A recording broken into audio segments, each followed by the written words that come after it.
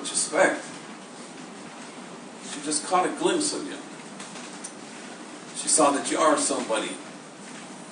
She recognized you as the shape of God's heart. People cry sometimes when they see that.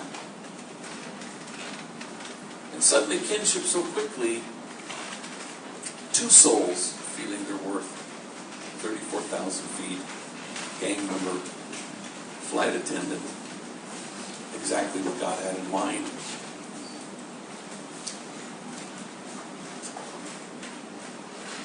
The call, and the pull, and the draw to place ourselves at the margins will always be seen as a collective waste of our time.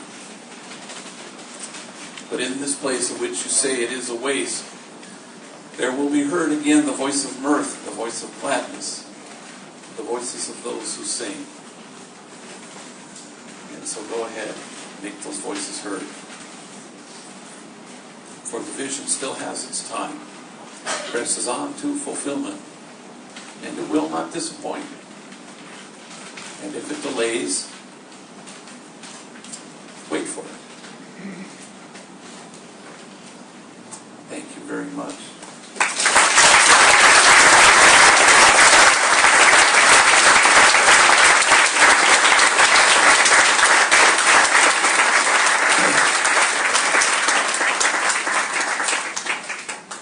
And Stacey has a handheld there, or you can holler out questions and we'll answer them.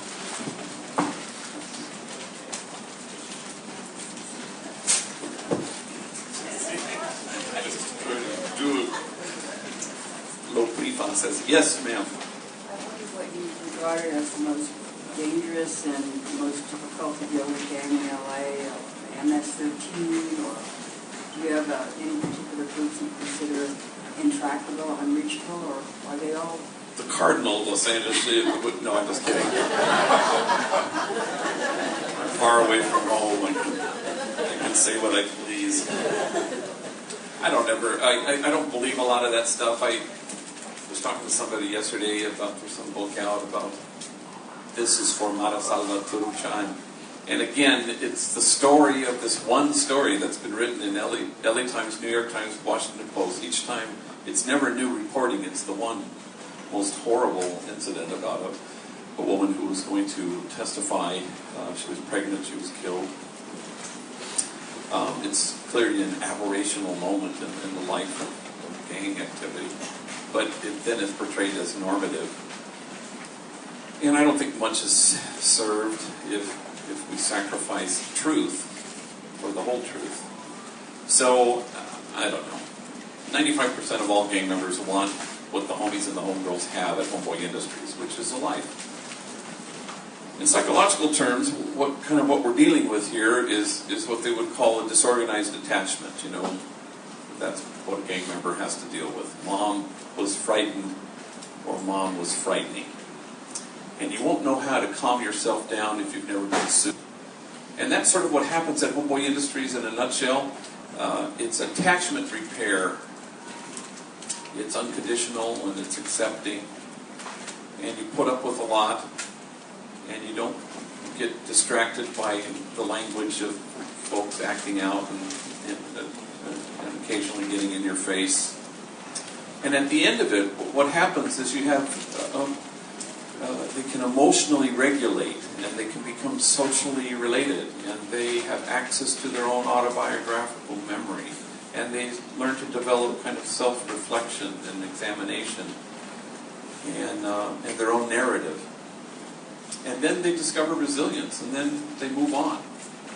And it's because something has been repaired. I think in the early days, I used to think it was just jobs. Nothing stops a bullet like a job. That's our motto. That's on our T-shirt.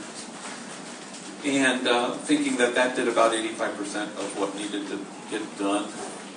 And then I think what we've discovered in the last 3 years is that Homeboy Industries is a secure base. It's where you can kind of figure this stuff out. And then you can move on. And every gang member wants that. So it's rarely about danger. It's more often about some other things. The gang members retaliate against the people who leave and defect. Isn't that whole part of the whole gang system? That if you leave, you're held accountable and there can be terrible consequences? And I was interviewed today, and that was the exact same question that the fellow asked about how hard it is, you know. Again, I don't know. What do I know? I've been doing this for a quarter of a century. Maybe I know more gang members than anybody on the planet, but I've never heard of anything like that, truthfully. It's a myth. I think there's some discomfort in it. I think if you walk into the mall and you run into homies, and they might make it uncomfortable for you. Where have you been? You don't kick it. You haven't come to the barrio. You didn't make the last meeting. I ran into this guy named Louis at a Target, and he had his two sons riding in the little shopping cart, you know, and he used to work for us, and now he got a better job with better pay, and I hadn't heard from him in a while, and I was sort of testing him, I'll admit. I was saying, well, you know, have you ever see the homies? Did you hear from the homies? And he goes, oh gosh, no, I don't go to the barrio. I don't care to go back there. Well, I did get a phone call the other day, he said, from a youngster. Now, a youngster is sort of obviously a younger gang member. He doesn't even barely know who he is. He just knows him to call him a youngster from the barrio. Somehow he got my number. And he called me, he says, we're having a meeting on Saturday night at the park. And meetings happen quite a bit, you know, or often enough among gangs where they gather in large numbers. Everybody has to show. And I said, what'd you tell him? He says, I'm not going to go to your damn meeting. I'm a man. I'm a father. I have a job. I'm not going to go to your meeting. I said, well, what did he say to you?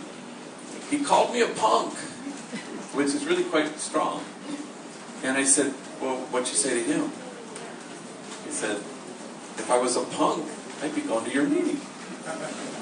Pretty good. And that's sort of what happens when you re-identify in such a way that you're able to, after you've gone through this kind of attachment repair, I think, process, then you can re-identify. Suddenly you start to say, oh, okay, that's what a man is. That's what courage is. That's what a father's about. And then you're, who can knock you over? Nobody can. But there are a lot of myths out there. Yes, sir. Somebody back here. First of all, I want to thank you for your book. It's just amazing, wonderful.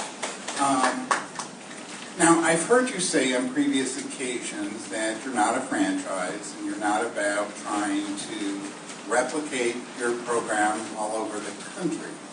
I've been in this field for 40 years. There are very few, if any, programs like yours. And I wonder what thoughts you have about why that is so. Why are you almost unique in creating this kind of program? I'm not so sure that we are anymore, because, and perhaps what you've heard me say in the past, that, you know, we're not interested in becoming the McDonald's of gang intervention programs, you know, over 50 billion gang members served, you know. We don't want to have to set up shops in other cities. We came to a moment where we were asked lots, and we still are. But we made a decision about 3 years ago that that's not what we wanted to do, that part of our credentials comes from the fact that we were born from below and embraced by a specific community at a particular historic time. And now we're a different place than we were when we began.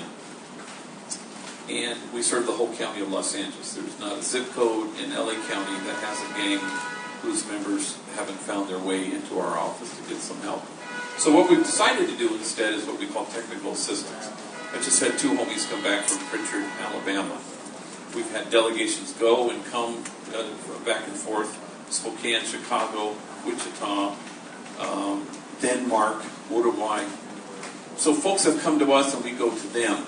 And it's a way of sort of having, it has more respect, I think, for how different cities are. That we wouldn't want to airlift who we are into another place. I wouldn't want somebody to do that in LA, because LA is not Wichita. And so we hope people will pick and choose and say, yeah, this makes sense, this works. Gee, I don't think that will translate well in Denmark or whatever.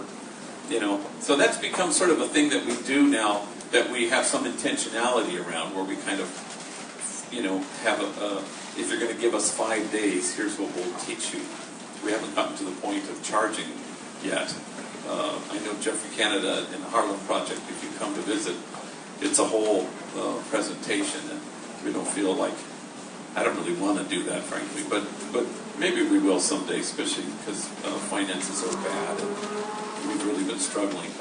And if you buy this book and it becomes Tuesdays with Homie, or the Purpose-Driven Homie, that's my new.